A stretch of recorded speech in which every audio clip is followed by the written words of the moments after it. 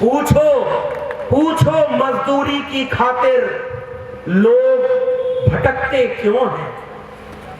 Minimum मजदूर, आपके भी शहर में कोई लेबर चौक होगा, है?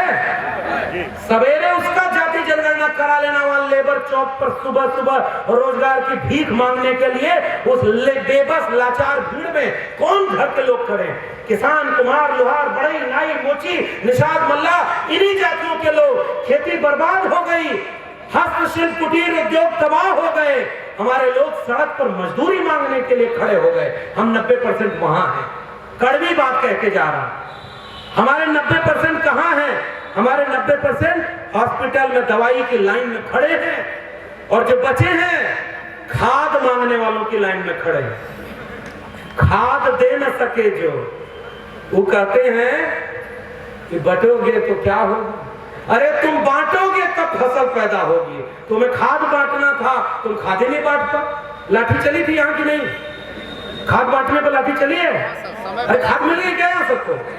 अच्छा 50 किलोमीटर दूर है, इसलिए यहाँ हो सकता है जल्दी सप्लाई हो गई है, बहुत खुशहाली है। अब इससे ज्यादा क्या बोलने की जरूरत है। वो सड़क बनाने वालों, पूछो मजदूरी की खातिर लोग भटकते क्यों हैं। पढ़ो, तुम्हारी मेहनत को गिद्ध लपकते क्यों हैं। पूछो माँ बहनों पर यो बदमाश झपटते क्यों हैं। पूछो तुम्हारी मेहनत का फल सेठ गटकते क्यों हैं। पढ़ो, दीवारों पर लिखा है मेहनत कश का नारा। ये जो नारा है ये संविधान का नारा है, ये पढ़े लिखे वाले लोगों का नारा है। पढ़ो, दीवारों पर लिखा है मेहनत कश का नारा।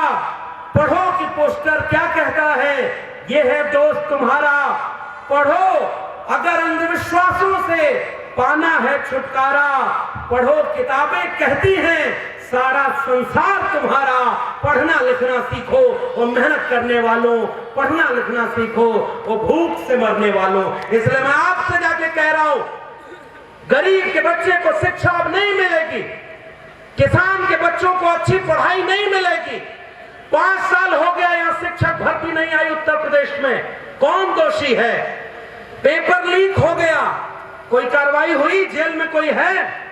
अभी बच्चे आपके पढ़ने इलाहाबाद गए, आंदोलन किया, लाठी चार्ज हुआ, दोबारा इम्तिहान ही नहीं हो रहा है। खतरे में क्या है पहचानने के लिए समझदार को इशारा काफी। इसलिए पहली बात कह के जा रहा हूं, शिक्षा बचाना, कलम और किताब बचाना और ये प्रोफेसर की डायरी पढ़ना ये बताएगी कि अभी कल मैं गया था, याद आ रही है 2-4 मिनट और आपका ले लूं समय, दिक्कत तो नहीं है? हालांकि जाड़ा बढ़ा था, रात भर बोलिए सर, कोई दिक्कत नहीं, लेकिन गर्मी भी बढ़ावत जरूरी बा।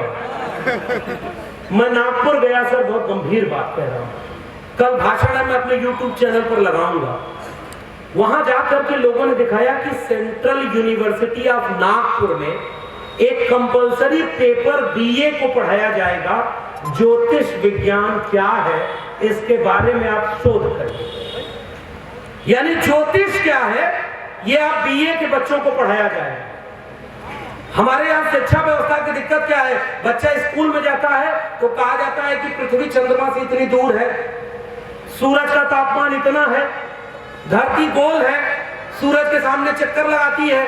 और घर में आता है तो उसको सिखाया क्या जाता है कि धरती किसी चीज पर टिकी हुई है।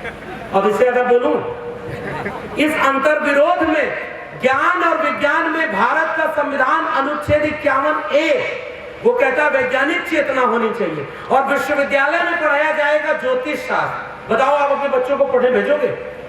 ये जितना दंगाई अपना भीड़ बना रहा है, एक भी का बेटा बेटी इस दंगा वाली भीड़ में शामिल नहीं होता है। ये बात आज से 5 साल पहले मैंने नागपुर में बोली थी, बहुत वायरल हुई थी। जिस दिन गृह मंत्री का बेटा BCCI का चेयरमैन ही छोड़कर आएगा और किसी दंगाई भीड़ में शामिल होगा, उस दिन समझना कि धर्म खतरे में है। वरना याद रखना, न धर्म खतरे में है, न कोई भी चीज खतरे में है। उन झूठों की कुर्सी खतरे में है और भारत का संविधान खतरे में है और दूसरी कोई चीज खतरे में नहीं। इसलिए शिक्षा व्यवस्था में जो बदलाव आ रहा है, प्रोफेसर की डायरी आपको वो बताएगी। और शिक्षा ही बर्बाद हो गई तो अनपढ़ों की भीड़ तैयार हो जाएगी। ये पुराने लोग जितने आसपास के आए हैं मंच पर और सामने, इनमें से आप याद करिए सरकारी स्कूल के पढ़े हुए लोग हैं, हाथ उठाइए कितने लोग हैं?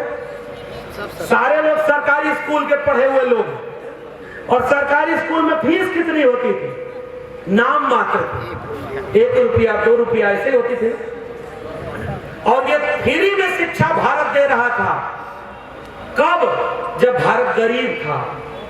फिर एक फकीर का जन्म हुआ। फकीर ने इस देश का इतना विकास किया, देश का दुनिया में डंका बजने लगा और नई शिक्षा नीति लागू हो गई।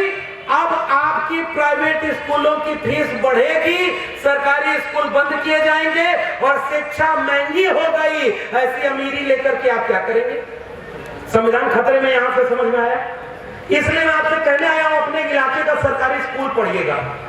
मेरे प्रोफेसर की डायरी आप पढ़ेंगे, मुझे एक आदमी मिला और उसने कहा कि साहब हमें अगर पढ़ने का मौका मिल गया होता तो हम भी आपकी तरह अच्छा भाषण दे लेते। मैं उससे बोलकर आया कि मेरे भी परिवार वालों की तरह से मैं पढ़ के आया, लेकिन पता है इस देश में पढ़ने का अगर हमें मौका मिला तो बाबा साहब के संविधान से और मंडल कमीशन की रिपोर्ट से मिला, वरना हमारे लोगों को पढ़ने का मौका नहीं मिला। अब आपकी फीस महंगी हो गई, पढ़ने का मौका खत्म। बताओ संविधान खत्म कि नहीं खत्म? जिसके जेब में पैसा है उसके बच्चे पढ़ेंगे, जिसके जेब में पैसा नहीं है उसके बच्चे धर्म बचाने जाएंगे। बेरोजगार कोई नहीं रहेगा, लेकिन चुनना आपको है कि आप अपने बच्चों को कौन सा रोजगार देना चाहते। बताओ गलत कह रहा हूं कि सही? इसलिए बहुत लंबी वक्त करने की बात, उससे कोई मतलब नहीं है। मैं आपसे केवल ये कह के जा रहा हूं, हाकिम शहर क्यों किसी बात पर और करे, उसकी मर्जी है, जिसे चाहे उसे और करे। सोचते सब हैं कि जरूरी है बगावत, लेकिन चाहते ये है कि आगाज कोई और करे। आखिर मैं यही कहूंगा, इसलिए मैंने ताली किसके लिए बजवाई? जो सरकारी नौकरी करके संविधान वाले कार्यक्रम में मंच के सामने खड़ा हो गया। रेंगने वाले, नौकरी बचाने वाले हमारे समाज के एक नेता बोले वाला कि चप्पल उठाओ ना, कुछ जूता साफ करना, हम ना बोले थे।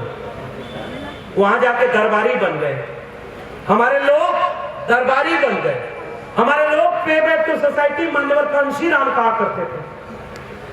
मरहूम नेताजी मुलायम सिंह यादव और मान्यवर कांशीराम, ये 2 लोग ऐसे थे जिन्होंने मंडल आंदोलन के समय सांप्रदायिकता के दौर में एक होकर के समाजवादियों और अंबेडकरवादियों को 90% को एक कर दिया था। आज बताओ, उसी मंडल के खिलाफ जो कमंडल लेकर निकले वो राज कर रहे हैं और 90% लोग कहीं राज में है क्या? असली लड़ाई यहां है। राज मिलेगा कैसे? शिक्षा से।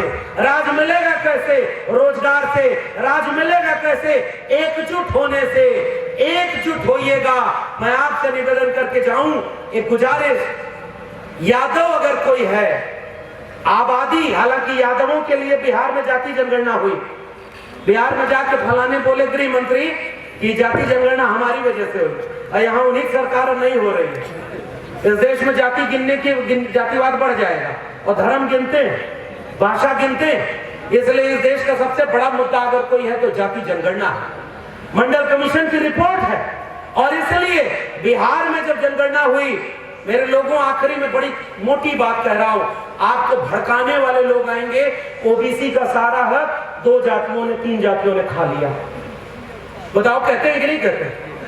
आप पूछोगे कहां, तो कहेंगे 46 में 56 एसडीएम यादव हो गए। समझ रहे हैं ना?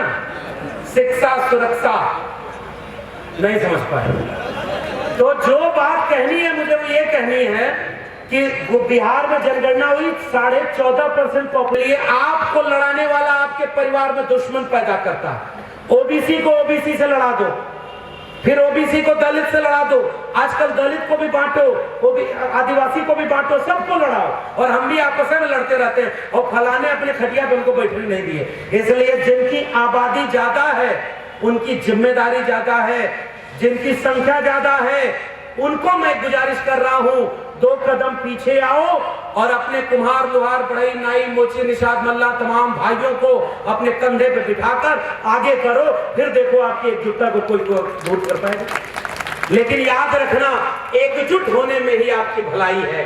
इसलिए मैं जाते जाते केवल ये गुजारिश करके जा रहा हूं, लड़ाने वाले झूठ बोलने आएंगे कि आप लड़ जाएं। लड़ोगे आप क्या? जोर से बोलिए। शिक्षा बचाने की लड़ाई लड़नी है, कलम और किताब बचाने की लड़ाई लड़नी है, संविधान बचाने की लड़ाई लड़नी है। अंबेडकर, फूले पेरियार, डॉक्टर राम मनोहर लोहिया, डॉक्टर भीमराव अंबेडकर के सपनों का भारत बचाने के लिए हम लोग ये लड़ाई आखिरी दम तक लड़ते रहेंगे। अगली बार फिर कुशीनगर आएंगे, देवरिया आएंगे और संत कबीर नगर, क्योंकि इनका नाम ही ये बताता है कि भारत हमारे महापुरुषों ने बनाया है, हमारे पुरखों ने बनाया है, हम इसे आखिरी दम तक बचाएंगे। और प्रोफेसर की डायरी यही इसके सामने गेट पर मिल रही है, और पढ़ के जाना। पढ़ोगे तो लड़ोगे, और लड़ोगे तो जीतोगे।